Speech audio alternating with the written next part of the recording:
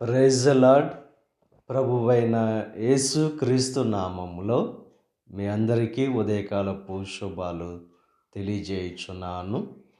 ఈరోజు దేవుడు మనకు అనుగ్రహిస్తున్న అతి శ్రేష్టమైన వాగ్దానము మొదటి దినవృత్తాంతములు 17వ అధ్యాయము 8వ వచనాన్ని చదువుకుందాము.